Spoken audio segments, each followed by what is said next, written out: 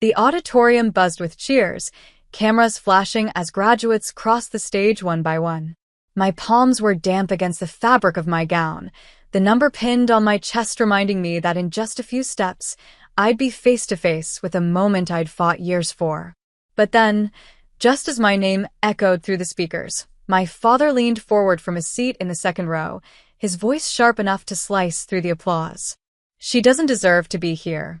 Before we begin, drop a comment and tell us where are you from and from which city you're watching our videos. And after watching the whole video, don't forget to tell us what would you do in this situation? Be honest, tell me in the comments below. We read every comment. Let's begin. He didn't whisper quietly. He wanted people to hear. My cousins, my aunts, the same relatives who had rolled their eyes when I studied until dawn, they laughed. A ripple of mocking chuckles spread down the row like wildfire. My throat tightened, but I kept walking, my heels clicking against the wooden stage. I forced myself to stand tall as the dean handed me the diploma, the paper proof of years spent clawing my way through obstacles no one believed I could overcome. From the stage, I caught sight of my father's smirk.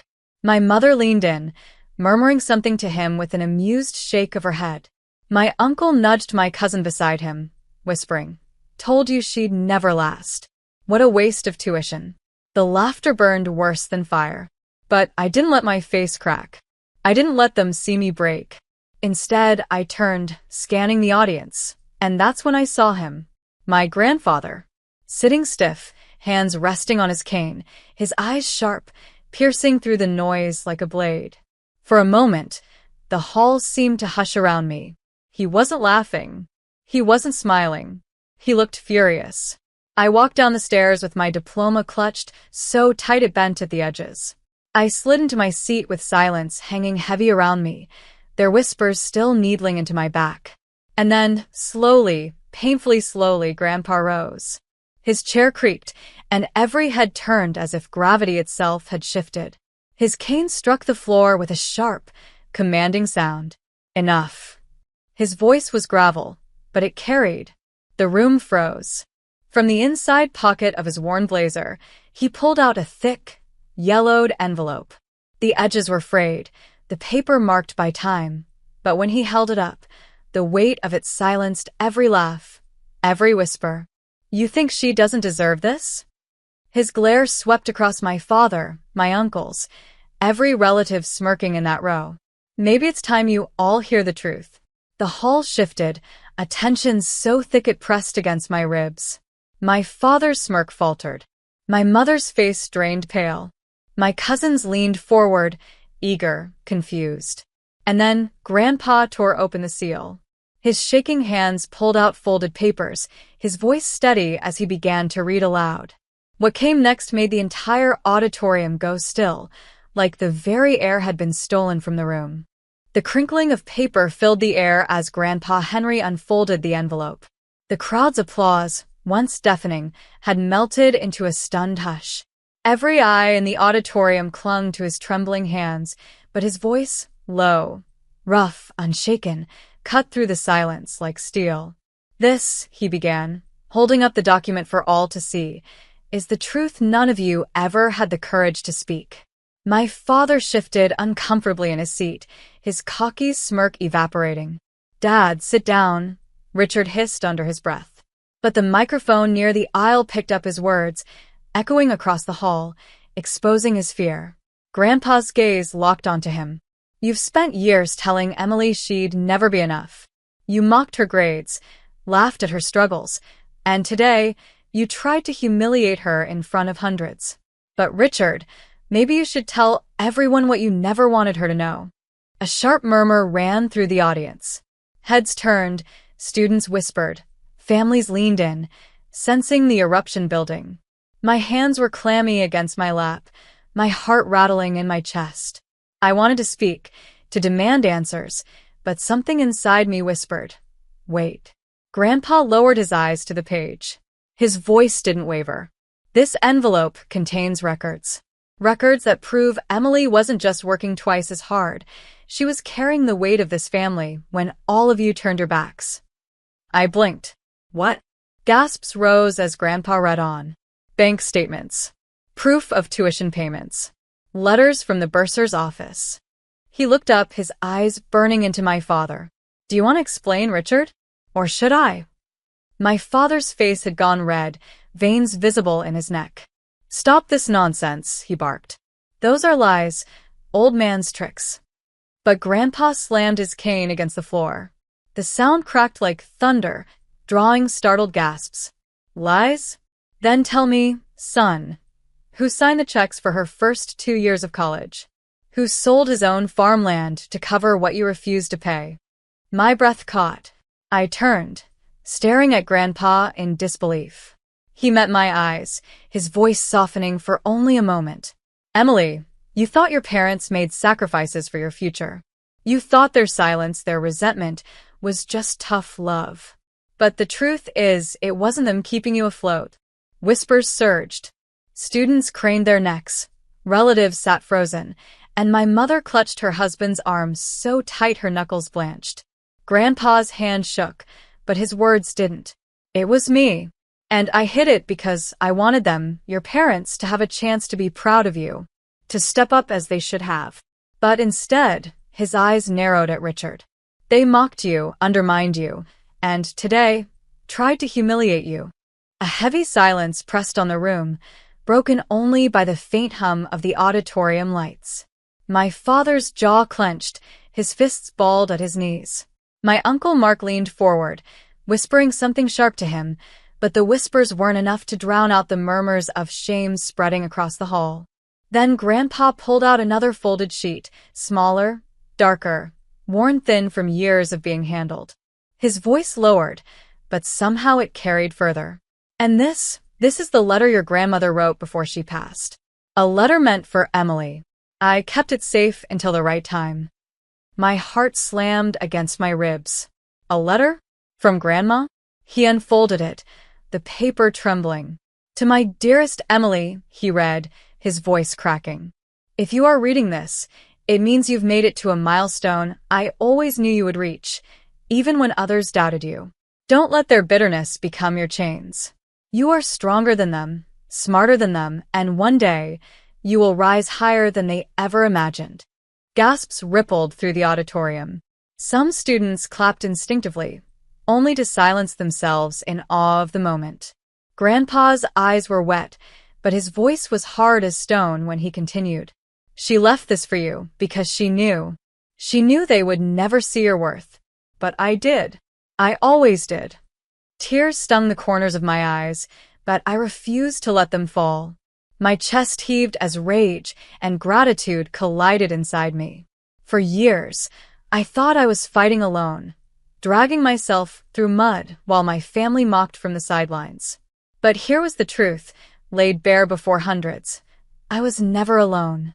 My father lurched to his feet, his chair screeching. Enough of this circus, he roared, pointing a trembling finger at me. You don't deserve that diploma, Emily. You're nothing without us. But his voice cracked. His mask slipped. For the first time, the arrogance faltered, revealing fear. And that's when something inside me snapped. I rose from my seat. Slowly, deliberately, the weight of every eye in the hall pressing against me. My diploma clutched in one hand, the letter in the other. Without you. My voice rang clear, stronger than I'd ever felt it. You're right. I am nothing without you, because I had to become everything in spite of you. Gasps. Shouts. A surge of murmurs as the hall erupted in chaos. My father's face twisted, rage barely contained.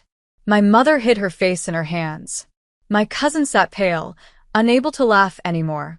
And me? I stood tall in my gown, the truth finally out, the weight of years of silence lifted. But Grandpa wasn't done. He lifted his cane once more, his voice booming across the hall like a final verdict. And for anyone who still doubts, he said, there's one last thing in this envelope that will silence you all forever. The air froze. My heart slammed like a drum. Every person in that hall leaned forward, holding their breath. And then he pulled it out. The envelope trembled in Grandpa Henry's hand, but his eyes stayed fixed, sharp as steel. The crowd held its breath as he slid out the last sheet. It wasn't thick like the bank statements. It wasn't faded like Grandma's letter. This paper was crisp, official, and stamped with something bold at the top. "This," Grandpa said slowly, his voice echoing against the auditorium walls, "is a legal document your father never wanted you to see." Richard's face drained of color. Dad, don't. "Don't you dare." Grandpa ignored him. His gaze swept across the room, then landed back on me. "It's a scholarship contract. A full scholarship awarded in Emily's name." He held the page higher. "She was granted this 2 years ago. But instead of celebrating her achievement, your father intercepted it. Never told you, never forwarded it. He kept it hidden." My stomach dropped. My vision blurred as shock pressed against me. "He what?" The whispers in the crowd burst into a wave. "She earned it." How could he hide that? Unbelievable. Grandpa's voice hardened, every word like a gavel. "He hid it because he wanted control. Because if you knew you could stand on your own, you wouldn't crawl back to him. He wanted you to fail." Gasps rippled through the hall. My father's mask finally shattered. He shoved his chair back, his voice ragged. "She didn't deserve it. She would have squandered it, just like everything else. I was protecting her from herself." "Protecting?" Grandpa thundered, slamming his cane against the stage floor. No. "You were protecting your ego. You couldn't bear the thought that your daughter achieved something greater than you ever did. You tried to bury her light so you could stay standing in the shadows." The crowd erupted, students clapping, some booing, others shaking their heads in disgust. Professors exchanged knowing glances, the dean himself tightening his jaw, as if he'd seen this kind of cruelty too many times before. I stood frozen, my chest heaving, my fists trembling at my sides. The letter from Grandma crinkled in my grip. For years I'd believed my failures were mine alone, that maybe I wasn't good enough, that maybe my father was right. But now I saw the truth. The humiliation I felt minutes ago was gone. In its place, fire. I turned slowly toward my father. His face was flushed, sweat beading at his temples, his hands balled into fists. My mother stared at the floor, refusing to meet my eyes, shame etched deep in her features. My Uncle Mark shook his head in disbelief, muttering under his breath. "You knew," I said, my voice shaking but clear. "You knew I had this scholarship. And you hid it from me?" Richard snarled. "You think the world is just going to hand you things? I taught you the hard way. I was making you stronger." "Stronger?" My voice cracked, but I didn't care. "You broke me. Every night you told me I wasn't enough. Every time I came home with grades, you laughed. And when I cried, you called me weak. That wasn't strength. You just wanted me to fail." The room buzzed with whispers, but none of them mattered. It was just me, my father, and the years of venom between us finally spilling into the open. Grandpa raised the paper higher. "And if anyone doubts, here is the dean's signature. Proof that Emily Carter earned this scholarship fair and square."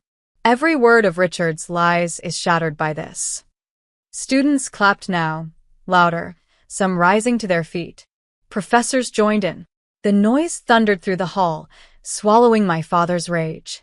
Richard bellowed over the clapping, his voice hoarse, cracking. "She still doesn't deserve it.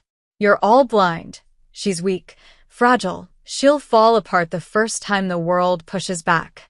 And that's when I snapped. I stepped forward, my voice cutting through the noise. The world did push back. Every single day. And I didn't fall apart, I survived. I worked 3 jobs, studied until sunrise, and still made it here while you sat back and mocked me. I don't need your approval. I don't need your money. And I sure as hell don't need your permission to exist. The room roared with applause, the sound shaking the walls. Students stomped their feet, families cheered, strangers stood in solidarity. Richard's face twisted, his rage collapsing into something pathetic. He sank back into his chair, muttering curses, his power stripped away in front of everyone he once commanded. Grandpa lowered the paper and turned to me. His eyes softened, voice breaking. "Emily, you don't just deserve to be here. You earned every step. And no one can take that from you." Tears finally broke free, sliding hot down my cheeks. I didn't care who saw. For the first time, they weren't tears of weakness. They were victory. I clutched Grandma's letter to my chest, my diploma in the other hand, and turned to face the hall. Hundreds of faces staring, applauding, their eyes no longer mocking but admiring. I had been silent for too long, but not anymore. I leaned toward the microphone, my voice steady. To every person who's ever been told they don't deserve their place, remember this moment. You don't need their approval. You don't need their applause. You only need the truth and the courage to keep going. The roar that followed drowned out everything, the whispers, the shame, the years of being belittled. And as I looked down, I saw my father's face pale, his eyes darting nervously. For once, he wasn't the loudest voice in the room. The weight had shifted. But I knew this wasn't over. Not yet. Because the fallout from Grandpa's reveal, the ripple it would send through my family, was only just beginning. The applause thundered like an earthquake, shaking the walls of the hall. But beneath that roar, I could see it, the unraveling of my father. Richard Carter sat hunched in his seat, eyes darting wildly, like a cornered animal. My mother's hands trembled as she tried to calm him, but her silence spoke louder than his fury. She had no defense left. Grandpa Henry stood tall, his cane braced against the floor, his presence commanding the room. When the crowd finally quieted, he spoke again, his voice low but devastating. "Richard," he said, his words dripping with disappointment. "You tried to bury your own daughter's future. But tonight, the truth buried you." The audience gasped. A few clapped, others murmured, but everyone could feel the finality in Grandpa's words. Richard shot up from his chair, red-faced and sweating.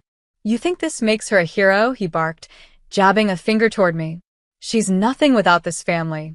Nothing." I didn't flinch. I met his glare with a steadiness I didn't know I had. "You're wrong. I'm nothing because of this family or, at least, the part of it that tried to chain me down.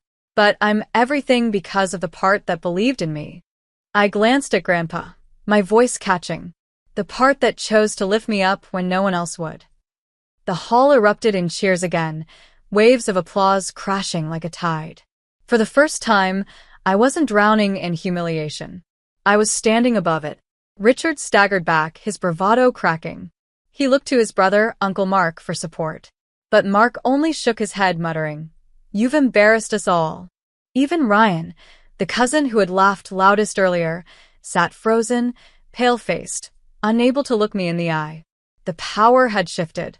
I stepped toward the microphone, my diploma still tight in my hand. For years, I stayed silent because I thought silence kept the peace. But silence only gave power to the wrong voices. Tonight, I'm done being silent. Every word poured from a place deeper than anger. It was release. Years of mockery, doubt, and quiet tears behind closed doors, all of it spilling into strength. Graduation isn't just about grades or jobs or what people think you deserve. It's about surviving everything they said would break you. And I survived. I earned this. The crowd exploded once more, rising to their feet. Professors clapped, students shouted my name, strangers cheered with tears in their eyes. The humiliation my family had meant for me had turned into the loudest victory I could have imagined. But Richard wasn't done. His voice, desperate and cracking, cut through the cheers.